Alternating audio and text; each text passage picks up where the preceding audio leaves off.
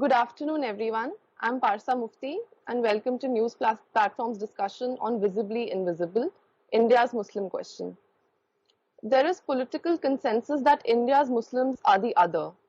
On one end of the spectrum, Muslims have been attacked for being outsiders, and on the other end of the spectrum, they have been ignored for fear of appeasement. पिछले कुछ सालों में Muslims को categorise किया गया है into the good Muslim and the bad Muslim. जो good मुस्लिम हैं, they pander to majoritarian sentiments, toes the official line, and conforms to stereotypes. On the other hand, the bad Muslim is assertive of rights, speaks their mind, and challenges the status quo. The bad Muslims, who are the majority of Muslims, have been systematically lynched, murdered, and excluded. The perpetrators of these crimes are rewarded by senior political figures. And फिर भी ये normal को ignore करना मुश्किल हो गया है. जो भी इस पे सवाल उठाए उनको एंटी नेशनल कह दिया जाता है और उसको इग्नोर करके और अटैक्स इनवाइट होते हैं.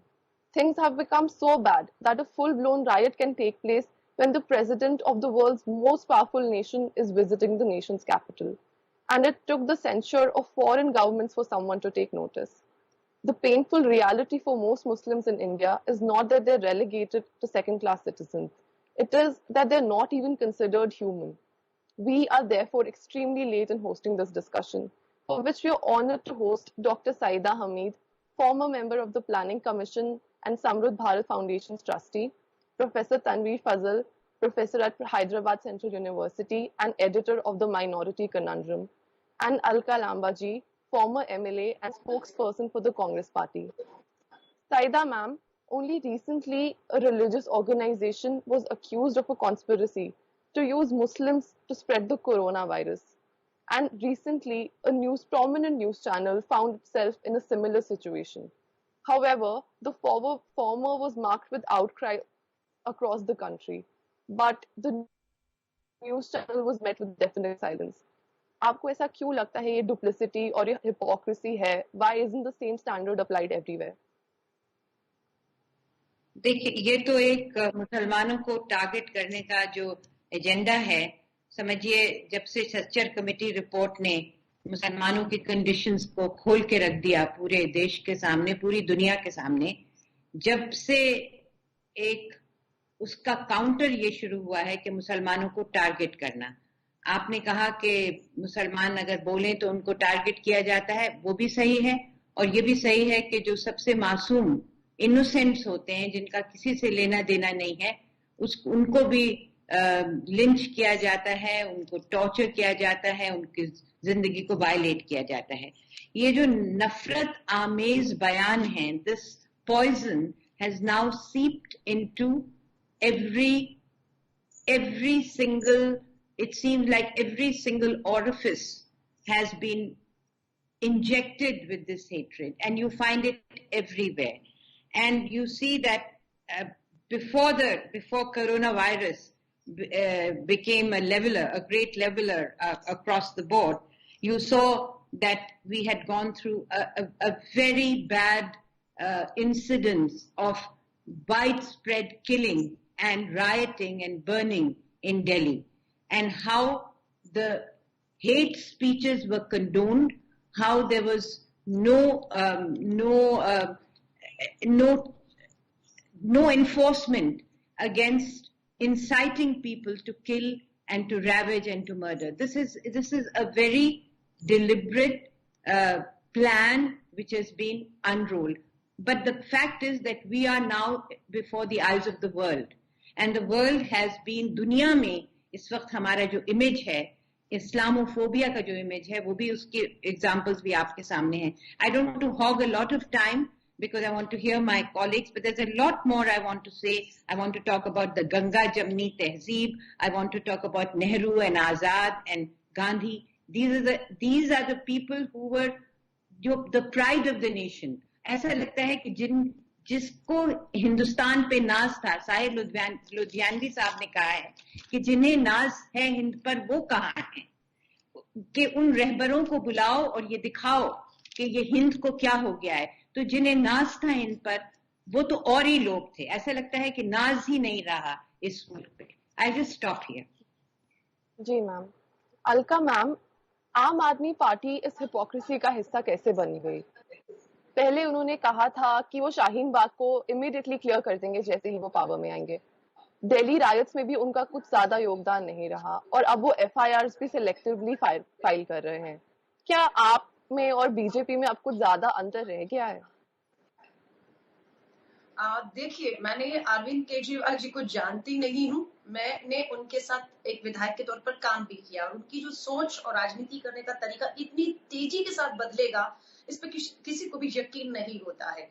क्योंकि मुझे याद है 2014 का चुनाव, मैं खुद वाराणसी में उनके साथ बहुत करीबी से काम कर रही थी जब वो प्रधानमंत्री नरेंद्र मोदी जी के सामने लड़ रहे थे। और उसके तुरंत बाद दिल्ली का चुनाव, देश का चुनाव 2014 का लोकसभा का हुआ। आम आदमी पार्टी दूसरे नंबर पर रही।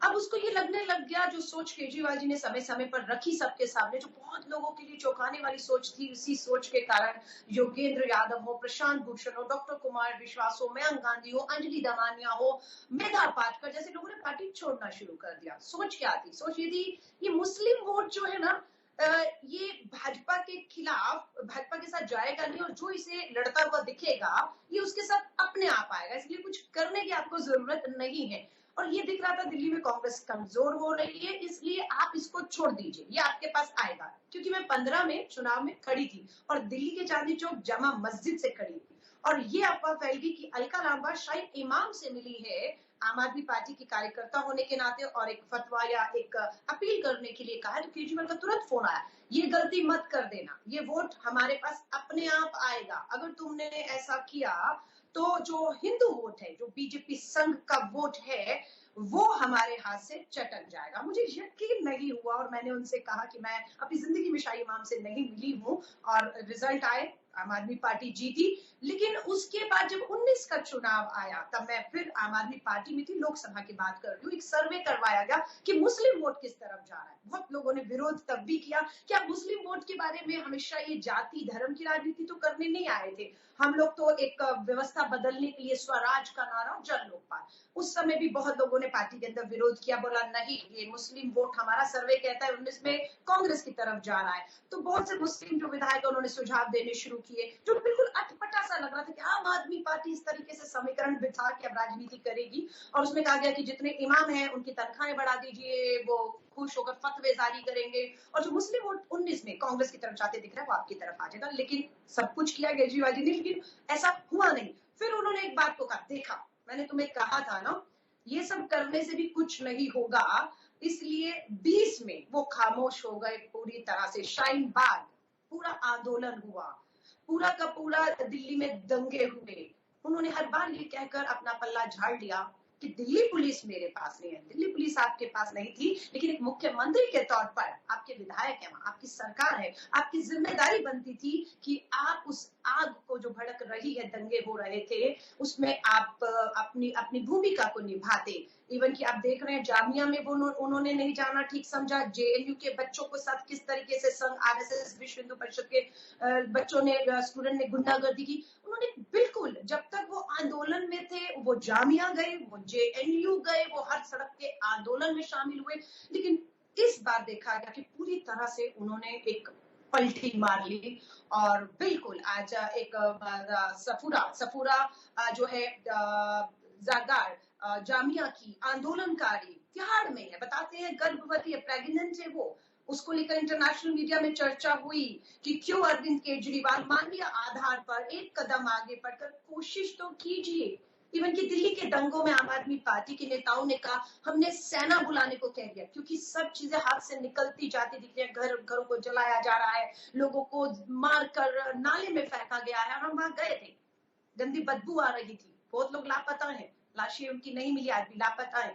तो उस समय भी जब सेना की बात की, लेकिन दुख ये हुआ कि अरविंद केजरीवाल जी उसी समय देश के गृह मंत्री अमित शाह जी के साथ बंद कमरे में मीटिंग कर रहे थे। लेकिन उस मीटिंग के अंदर बिल्कुल भी कतई भी दिल्ली के मुख्यमंत्री ने गृह मंत्री से सेना या किसी तरह की मदद की अपील नहीं की, और वो सब तमाशा होते हुए इसलिए देखते रहे, कहते रहे कि दिल्ली की कानून व्यवस्था, पुलिस मेरे हाथों में नहीं है। इससे बड़ा दुर्भाग्य और क्या हो सकता है। शाहीन बाग में मनीष सिसोदिया जी ने जब ये कहा कि हम तो चाहते हैं कि शाहीन बाग को खाली करवा दिया जाए, वो कब कहा था? जब दिल्ली के चुनाव चल रहे थे अभी के, और उस समय उनको लगा मुस्लिम वोट पूरी तरह आपके पास आ चुका है, क्योंकि कांग्रेस कहीं लड़ते हुए दिख नहीं रही है, भाजपा को हराना चाहता है, वो आपके पास आ रहा है, इसलिए ऐसा बयान दिया कि शाहीन बाग को बिल्कुल खाली कर देना चाहिए ताकत पुलिस के दम पर। और उससे जो हिंदू वोट था, मैं दोबारा कह रही, जो संघ बीजेपी आरएसएस का था, वो सॉफ्ट हिंदुत्व मैं कहूंगी अपनाया उन्होंने, और कहीं ना कहीं वो जीत के तौर में सामने है। और आज मैं देख रही हूँ कि आप सोशल मीडिया पर देखिए जिस तरह से जामिया में वहां पर जो हुआ कि कोरोना वायरस के जिस तरीके से लोगों को पाया गया, उसमें अरविंद केजरीवाल जी ने कुछ बिना देरी किए प्रेस कॉन्फ्रेंस करते हुए अपने जो आंकड़े देने शुरू किए, उसमें तबलीगी जमात के आंकड़े अलग से मेंशन करते थे। ये उन्होंने कहना शुरू कर दिया, ये दिल्ली के हैं, ये बाहर से आए हुए विदेश से, और ये तबलीगी जमात के लोग हैं। और उन्होंने सारा ठीकरा उनके ऊपर फोड़ना शुरू कर दिया कि दिल्ली के आंकड़े मात्र इनकी वजह से बढ़ रहे हैं, जिसकी वजह से एक प्रोपोगेंडा, एक उनके खिलाफ पूरी साजिश जहर के होना शुरू हुआ कि उनसे सब्जी मत खरीदिए, और उनको किस तरह से पीटना शुरू किया। ये सब चीजें उसके बाद बनी, लेकिन वो उस पर खामोश रहे। बहुत दुख के साथ कहना पड़ता है कि ये सब चीजें होती रही, और अब वो अरविंद केजरीवाल, वो आम आदमी पार्टी वो नहीं रही है। दुख की बात है कि आज एक एजेंडे के, जो एजेंडा इस देश के लिए बेहद खतरनाक एजेंडा है, उस एजेंडे पे काम किया जा रहा है। और जो क्षेत्रीय दल हैं, कहीं ना कहीं आज श्रीमती सोनिया गांधी जी ने विपक्षी दलों की एक मीटिंग भी बुलाई है, जो एनडीए का या बीजेपी की सरकार का हिस्सा नहीं है। आज दुख की बात है कि मायावती जी ने कहें या फिर आपके अरविंद केजरीवाल जी ने उस मीटिंग में हिस्सा लेने से इनकार कर दिया है। तो यानी कि कहीं ना कहीं तो डर है, या फिर आपने हथियार डाल दिए हैं। जी ma'am, continuing from what you are saying, MS Golwalkar ने आर्ग्यू किया था कि Muslims and Christians were not deserving of any rights, including citizen rights. Professor Fazal, your book, The Minority Conundrum Living in Majoritarian Times, examines this question. Do you think that the National Population Register and the National Registry of Citizens are giving shape to this vision? Do you see any other instances in which Muslims are tangibly excluded from India's constitutional promise? Yeah, if you see that whether we'll count in this the Citizenship Amendment Bill or the National Register of Citizens, and we look at them in combination, we'll see what is actually being revealed to us. Just का जो vision है वो 1936-37 का vision है। याद रखिए कि इस विजन के बाद 1940 में मुस्लिम लीग ने पाकिस्तान का रेजोल्यूशन पास किया था। गोलवलकर इस लाइन पे, इस सोच पे उससे पहले से तैयार थे, और उससे कहीं पहले से सावरकर साहब। सो हिंदू नेशनलिस्ट थॉट है जो कि अभी जो बीजेपी है किया है, बल्कि वक्त वक्त पे उसको वो रिपीट भी करते रहे हैं पब्लिक डोमेन में। तो एग्जैक्टली वही है कि माइनॉरिटीज को यहाँ पे, खास करके उन माइनॉरिटीज को जिनको वो समझते हैं कि उनकी होली जो लैंड है, जो पुण्य भूमि कहते हैं, वो यहाँ नहीं है, वो उनकी लॉयल्टी पे शक है, वो ट्रू नेशनल नहीं है, और सिंस वो ट्रू नेशनल नहीं है तो उनको फुल सिटीजनशिप राइट्स नहीं मिल सकते। इस तरह की एक हेट प्रोपेगेंडा जो सीधे सीधे उस वक्त जो यूरोप में चल रहा था उससे उन्होंने ड्रॉ किया, कोई ओरिजिनल थॉट भी नहीं थी इनकी, ये उन्होंने सिंपली एक कॉपी पेस्ट किया और उसको यहाँ की कंडीशन पे अप्लाई करके एक अदर, जिसकी आप बात की आपने, तो मुस्लिम या क्रिश्चियन अदर को उन्होंने ढूंढा। गोलवलकर साहब साथ में कम्युनिस्ट को भी लगाते हैं, और इन तीनों को ये मानते हैं कि ये नेशनलिस्ट हो नहीं सकते और इनको इसलिए फुल सिटीजनशिप राइट नहीं मिलनी चाहिए। आज जब बीजेपी फुल स्ट्रेंथ में है, सेकेंड टर्म 2019 के बाद आई है, तो हम देख रहे हैं कि उसको पूरी ताकत के साथ इंप्लीमेंट किया जा रहा है।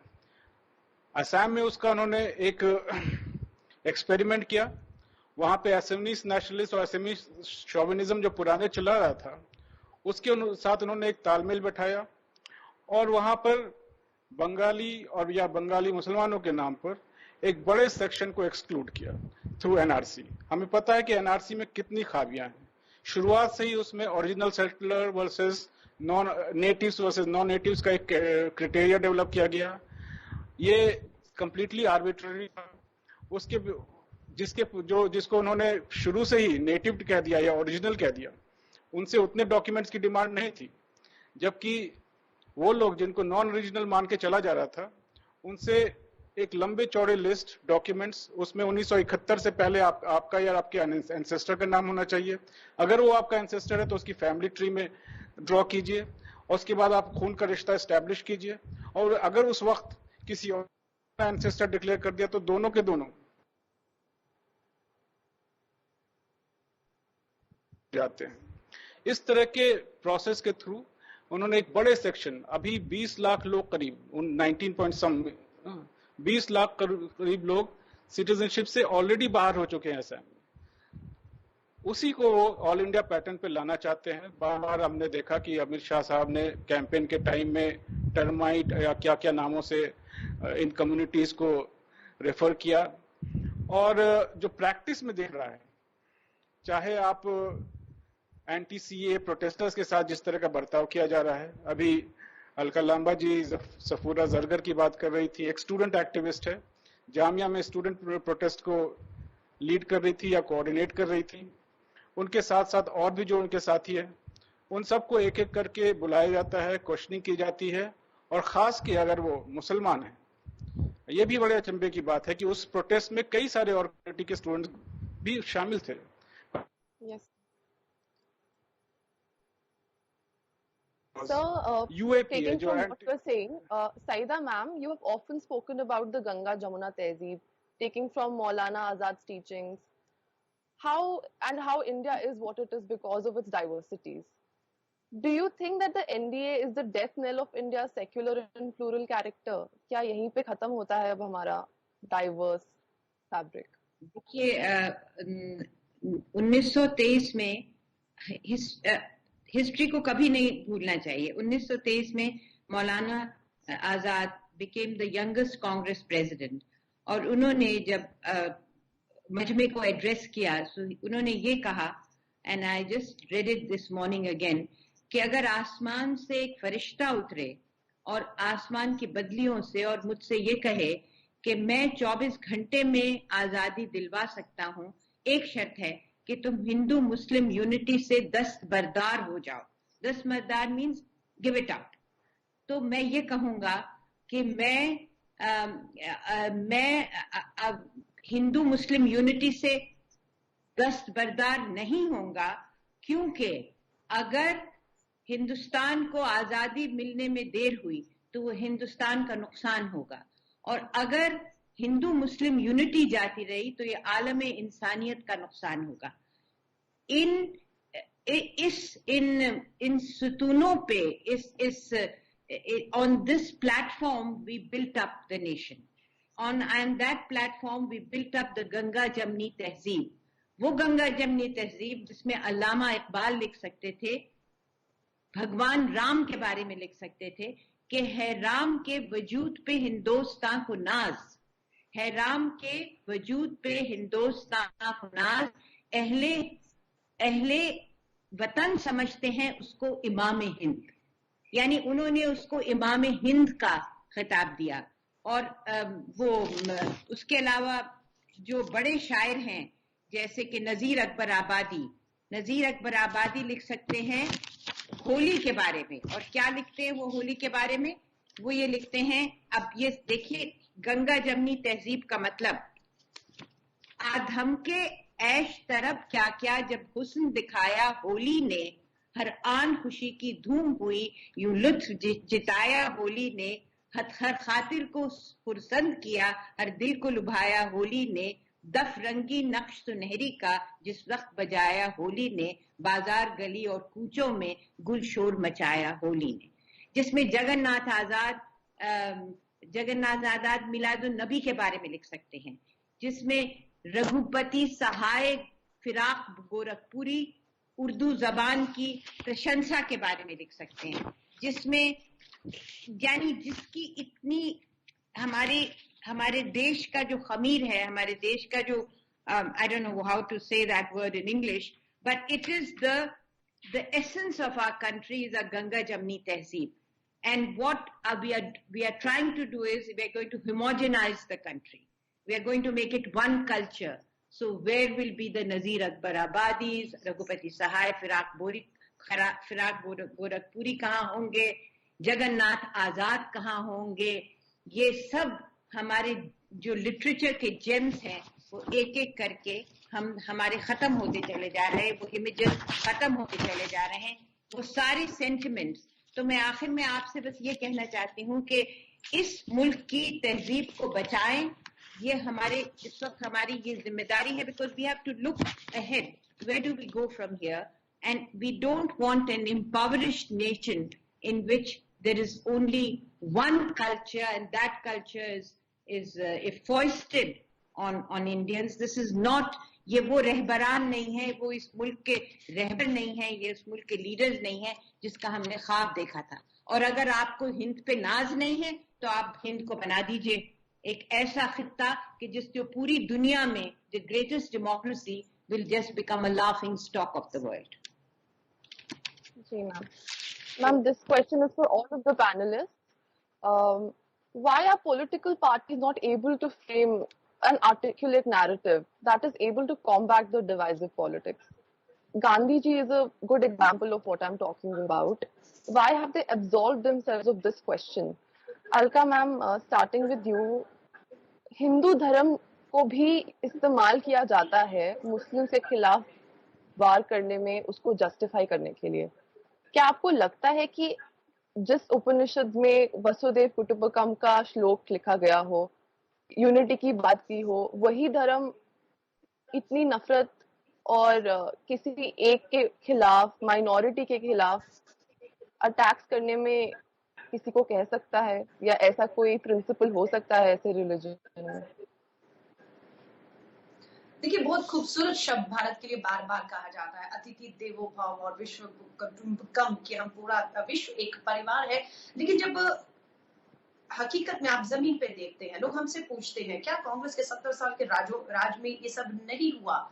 मैं मानती हूँ कि बहुत सी घटनाएं हुई होंगी, पर सत्ता का समर्थन मिलना उन लोगों को जो इस तरह की हिंसा या इस तरह का जहर, नफरत फैलाने, ये शायद 70 सालों में कभी नहीं हुआ होगा। ये इसलिए अधिक खतरनाक लग रहा है, विस्फोटक लग रहा है, क्योंकि जो सत्ता में बैठे हैं, जो संघ से आए हुए हैं, देश के प्रधानमंत्री आदरणीय नरेंद्र मोदी जी भी बिल्कुल संघ की शाखाओं से निकल कर आए हैं, और उनके एजेंडे को, हिंदू राष्ट्र, मैं हिंदू हूँ, मैं भारत में रहती हूँ, मैं यहीं पैदा हुई हूँ, मैं हिंदू हूँ, लेकिन मेरा हिंदू धर्म कभी ये नहीं मुझे सिखाता कि मैं अपने धर्म को बड़ा दिखाने के लिए दूसरे के धर्म को मुझे लगातार नीचा दिखाना है, या हमेशा अपने धर्म को बेहतर धर्म बताने के लिए मुझे उसके धर्म को नीचा दिखाएंगे, तब मेरा धर्म बेहतर निकलेगा। लेकिन आज ये सब कुछ हो रहा है। आज हिंदुत्व का मतलब है कि एक कौम को, उसके धर्म को लगातार आपको नीचे दिखाना है। मैं कुछ दिन से ट्विटर पे देख रही हूँ, समय ये है कि हम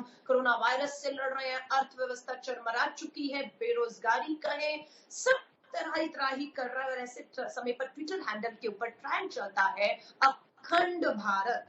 तो जब उस अखंड भारत की जो संघ, विश्व हिंदू परिषद, भाजपा के तस्वीरें देखते हैं, उसमें अफगानिस्तान, पाकिस्तान, बांग्लादेश सबको शामिल करने की बात करते हैं, और वहीं पर एक और ट्रेंड चलता है जनसंख्या नियंत्रण कानून। तो मैं उसकी भी डिटेल में जाती हूँ, राष्ट्रपति जी भी उस पर ट्वीट करते हैं, प्रधानमंत्री जी ट्वीट करते हैं, तो जाती हूँ कि किस तरीके से जनसंख्या को नजरिए से देखा जा रहा है। उस जनसंख्या को भी एक धर्म के नजरिए से देखा जा रहा है कि आज अगर आपने मुस्लिम कम्युनिटी की आबादी पर जनसंख्या कानून लाकर उस पर लगाम नहीं लगाई, तो आने वाले समय पर ये मुस्लिम आबादी हिंदुस्तान की हिंदू की आबादी से बहुत आगे निकल जाएगी, और ये आपको गुलाम बना देगी। और दुख की बात है कि बहुत लोग जो जागरूक नहीं है, या बहुत धर्म और जातियों में आज भी फंसे पड़े हैं, वो उन पे बहुत जल्दी यकीन इसलिए करते हैं क्योंकि वो सत्ता में बैठा नेता बोल रहा है कि हाँ, अगर जनसंख्या कानून में आए, मुस्लिम की आबादी बढ़ेगी और हिंदू गुलाम बोल जाएगा। और आज दिल्ली की अगर आप बात करें, अरविंद केजरीवाल जी 370 370 जो कश्मीर से संबंधित है, उस कानून के सख्त खिलाफ रहे वो, जब पूरा आंदोलन और पहला चुनाव दूसरा चुनाव लड़े। लेकिन जैसे ही केंद्र ने 370 पे कॉल लिया, जम्मू कश्मीर, लद्दाख और के टुकड़े कर दिए, उनका पूर्ण राज्य को केंद्र राज्य बना दिया, 370 ले ली, राष्ट्रपति शासन लगा दिया, यही अरविंद केजरीवाल उस 370 धारा को हटाए जाने का समर्थन करने लगा है। उसी तरह नागरिकता कानून, एनआरसी पर विरोध था इनका, लेकिन जैसे ही सीएए कानून आया विधानसभा में, उस प्रस्ताव को इन्होंने पारित किया है। भाषण सिर्फ एनआरसी के विरोध में दिया है, लेकिन सीएए के प्रस्ताव को केजरीवाल ने मोहर लगाई है। आप पंजाब देखिए, हरियाणा देखिए, पंजाब, राजस्थान, छत्तीसगढ़, कांग्रेस की सरकारों ने साफ शब्दों में कहा है कि ये कानून, नागरिकता कानून, धर्म के आधार पर किसी एक कौम, मजहब को निशाना बनाते हुए संघ के द्वारा लाया गया है, हम इसे अपनी विधानसभाओं में पास नहीं होने देंगे और इसे लागू करने में भी किसी तरह का सहयोग केंद्र की सरकारों को, कांग्रेस की सरकारें नहीं करेंगी।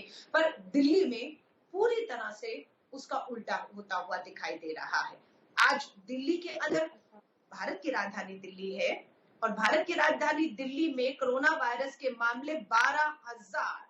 भारत की राजधानी दिल्ली इतनी सी है, आबादी 1,80,00,000 है, कम से कम 20 लाख लोग बता रहे हैं वो 12-15 लाख निकल चुके हैं, अभी और निकल जाएंगे क्योंकि गरीब मजदूर है वो निकल जाएगा।